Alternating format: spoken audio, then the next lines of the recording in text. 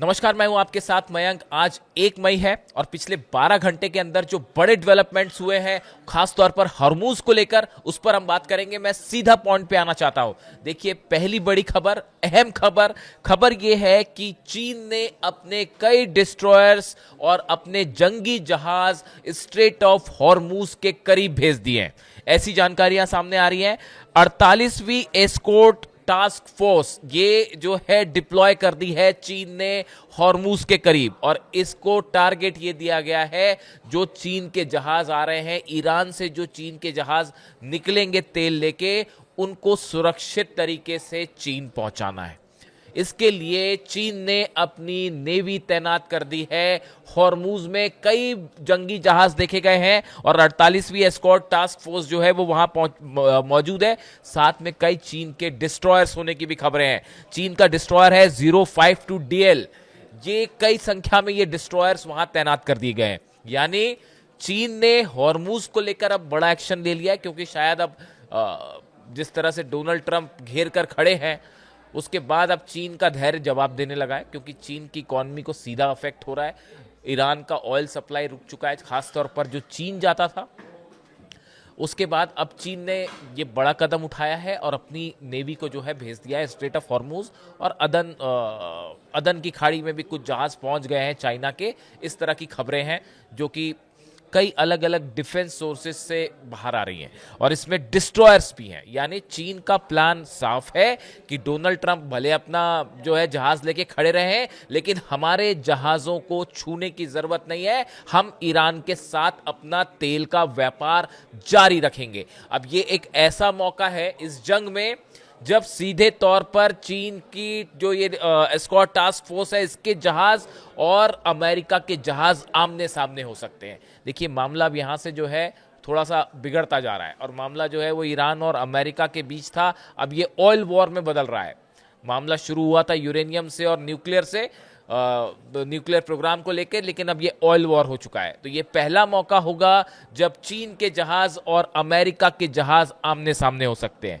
देखिए, इसके अलावा यह भी बताया जा रहा है कि जिस तरह से डोनाल्ड ट्रंप ने यह फैसला किया है कि अभी लंबे समय तक चल सकता है, जो नाकाबंदी कर रखी है ये लंबे समय तक चल सकती है, और डोनाल्ड ट्रंप इसको बड़ा सफल बता रहे हैं। ऐसी सूरत में चीन ने ये फैसला कर लिया है कि अब अमेरिका को सप्लाई होने वाला रेयर अर्थ मटेरियल और बाकी का जो सामान है जो कि अमेरिका चीन से आयात करता है, इस पर रोक लगाई जा सकती है। देखिए, मैंने आपको पहले ही कहा था, 4-5 दिन पहले मैंने जो वीडियो बनाया था उसमें मैंने आपको कहा था कि चीन की तरफ से जो पहला एक्शन होगा वो अमेरिका को सप्लाई होने वाला रेयर अर्थ मटेरियल जो है वो रोक दिया जाएगा। और वैसा ही होता आगे बढ़ता दिख रहा है मामला कि अमेरिका जो सामान जाता है चीन से वो रोक दिया जाएगा। ट्रंप का दौरा है चाइना का, उसके पहले ये सब डेवलपमेंट बता रहे हैं कि तनाव चरम पर पहुंचता जा रहा है अमेरिका और चीन के बीच में। इसके साथ देखिए, खबरें ये भी आ रही हैं। मैं चीन की बात क्यों कर रहा हूं आपको बताऊंगा। चीन ने साउथ चाइना सी में सिचुआन तैनात कर दिया है। ये ड्रोन कैरियर है, ये वो जहाज है, जंगी जहाज है जो कि ड्रोन कैरियर है, अपने साथ ड्रोन लेके चलता है, और GJ-11 ड्रोन्स जो है चाइना के वो इसमें तैनात कर दिए गए।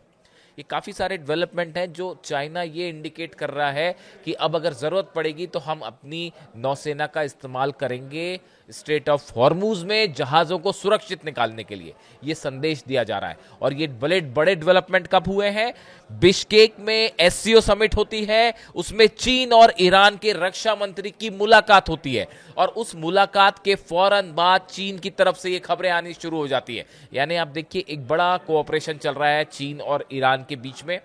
इसके बारे में सभी जानते हैं, वॉर के समय भी था, लेकिन अब ये स्ट्रेट ऑफ हॉर्मूज को लेकर बड़ा डेवलपमेंट। दूसरा देखिए, एक और अहम खबर, हम स्ट्रेट ऑफ हॉर्मूज में आए। कल आपने कई जगह देखा जिस तरह से खबरें सामने आई कि व्लादिमीर पुतिन ने डोनाल्ड ट्रंप से 90 मिनट तक बात की। अब सवाल यह है, मैंने इसको लेकर डोनाल्ड ट्रंप के जितने बयान छके, अमेरिका के जितने बड़े अखबार हैं, न्यूज़ चैनल्स हैं, अलग अलग वेबसाइट्स हैं, इनको सबको मैंने बड़ी माइन्यूटली समझने की कोशिश की। देखिए, 90 मिनट तक अगर पुतिन ट्रंप से बात करते हैं तो निश्चित तौर पे सबसे बड़ा मुद्दा हॉर्मूज था। इसमें कोई शक नहीं है। अब इसमें पुतिन क्या कहना चाह रहे हैं और डोनाल्ड ट्रंप ने क्या जवाब दिया, इसमें मैं बड़ा खंगालता रहा। जो सबसे इंपॉर्टेंट बात निकल के सामने आई वो ये, डोनाल्ड ट्रंप ने खुद ही ये बात बताई कि पुतिन ने ये प्रस्ताव सामने रखा है कि ईरान का जो यूरेनियम है उसको लेकर रूस जो है वो बड़ी मध्यस्थता कर सकता है, और शायद पुतिन ने अपना वो प्रस्ताव फिर से दोहराया कि अगर जरूरत है तो ईरान अपना यूरेनियम हमें सौंप दे, हम इसके लिए तैयार हैं। इस तरह की बात संभवतः पुतिन ने सामने रखी। लेकिन डोनाल्ड ट्रंप ने इसका क्या जवाब दिया? डोनाल्ड ट्रंप ने इसका जवाब दिया, I would rather have you to be involve with ending the war with Ukraine, to me that would be more important. Donald Trump ने ये कहा कि भाई आप अगर यूक्रेन में युद्ध खत्म करेंगे तो ये मेरे लिए ज्यादा महत्वपूर्ण है, बजाय ईरान में आप यूरेनियम अपने पास रखें। देखिए, खबरें ये थी पहले ही कि जब ये बात पुतिन ने कही थी, जब ईरान के विदेश मंत्री दौरे पर थे रूस के, उसी समय पुतिन ने ये बात कह दी थी। अब्बास अराक्ची साहब रूस गए थे, तभी पुतिन ने ये बात कह दी थी कि अगर यूरेनियम वाला प्रस्ताव उन्होंने सामने रख दिया था कि ईरान चाहे तो अपना यूरेनियम हमें दे सकता है। अब यही बात, इसके बाद जो है अमेरिका ने ये बात मना कर दी, डोनाल्ड ट्रंप ने इस बात को अस्वीकार कर दिया कि नहीं, हम ऐसा नहीं चाहते। लेकिन उसके बाद भी पुतिन का ये प्रस्ताव रखना बात करने के दौरान सीधा ट्रंप से, और ट्रंप का ये कहना, एक प्रकार से ट्रंप ने उसको फिर मना किया, ये इस बात की ओर बड़ा इशारा कर रहा है कि रूस और अमेरिका के बीच में हॉर्मूज को लेकर किसी भी तरह की एक राय नहीं है। यानी हॉर्मूज पे भी जिस तरह से चीन और अमेरिका आमने सामने हैं, बिल्कुल इसी तरह से हॉर्मूज को लेकर भी पुतिन और ट्रंप, इन दोनों की अलग अलग राय है। नतीजा यह है कि हॉर्मूज अभी भी फंसा हुआ है। देखिए, आप दौर देखिए कि अब्बास अराक्ची पाकिस्तान आते हैं, अपना प्रस्ताव देते हैं, ओमान जाते हैं, फिर वापस पाकिस्तान आ जाते हैं, जब तक मुनीर जो है वो डोनाल्ड ट्रंप से बात करके अपना फीडबैक ले लेते हैं।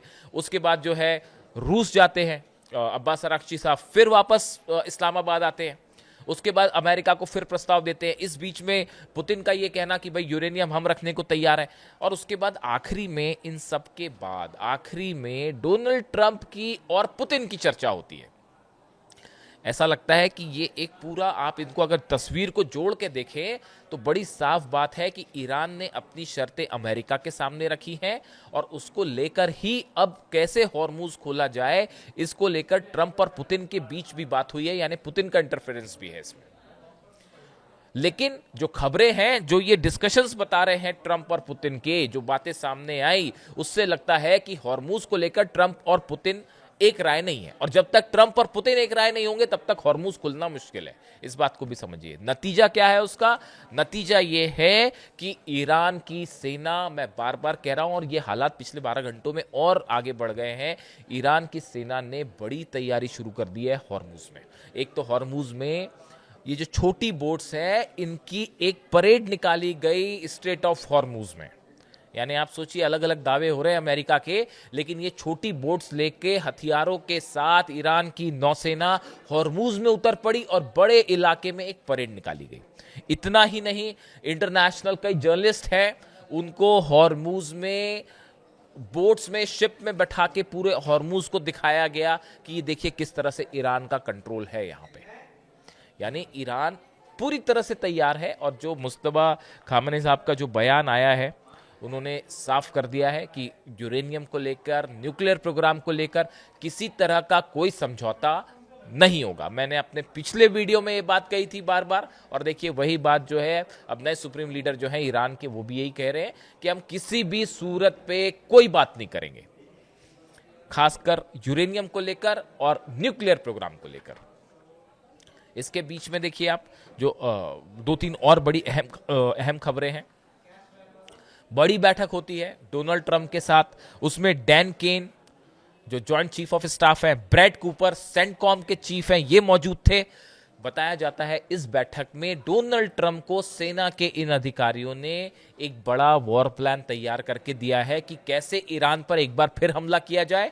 और अब जो बताया जाता है कि एक बार फिर अमेरिका की तरफ से हमला होगा, और हमला करने के बाद ईरान पे फिर दबाव बनाया जाए कि अब आप प्रस्ताव पर सिग्नेचर करिए और डील करिए।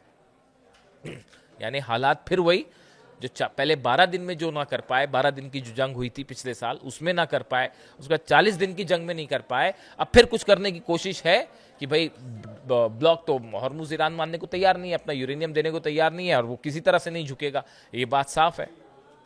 तो अब ईरान को कैसे झुकाया जाए इसको लेकर एक फिर प्लान तैयार कर दिया गया है अमेरिका की सेना की तरफ से, जो डोनाल्ड ट्रंप को बताया गया, और उसमें जो प्लान है कि एक बार फिर स्ट्राइक की जाए, एयर स्ट्राइक हो, मिसाइल से स्ट्राइक हो, और उसके बाद फिर ईरान से बात की जाए।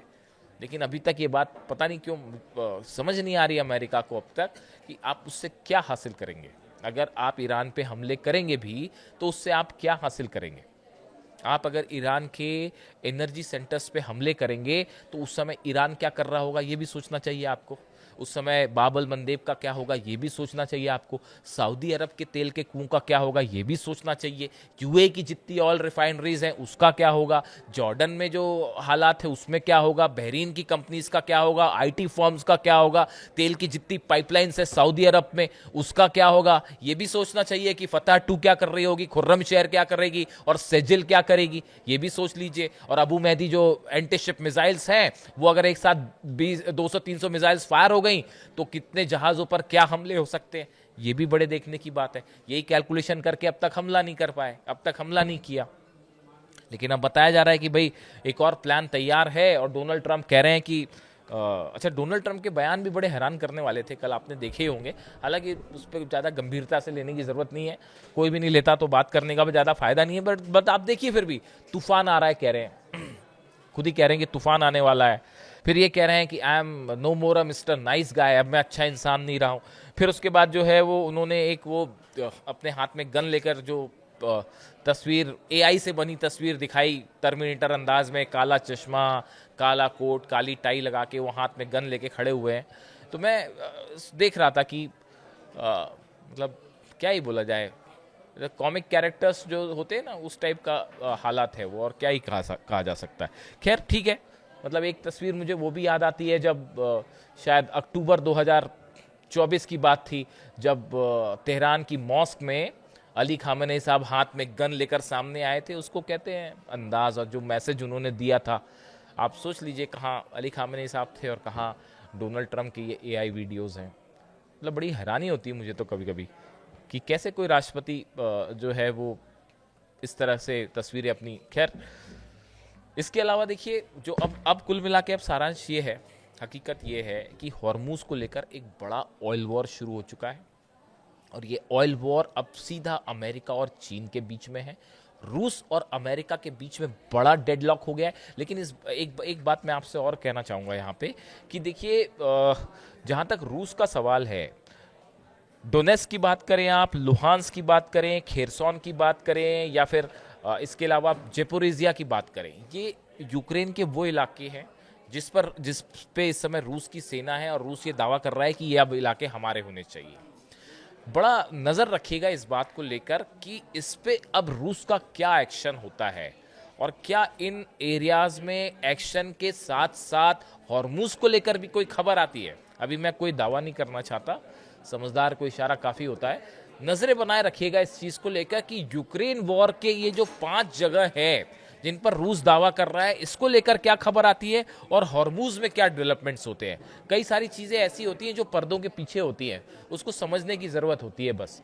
तो इस पे नज़र रखने की ज़रूरत है। बाकी हॉर्मूज को लेके हालात साफ है। ईरान की सेना एक बड़ी जंग की तैयारी में पूरी तरह से डटी हुई है, और किसी भी सूरत में ऐसी कोई डील नहीं होगी जो यूरेनियम को लेकर या न्यूक्लियर प्रोग्राम को लेकर होगी। ये सुप्रीम लीडर की तरफ से साफ कर दिया गया है। जो भी अपडेट होगा आप तक पहुंचाऊंगा। वीडियो कैसा लगा जरूर बताइए। Thank you so much.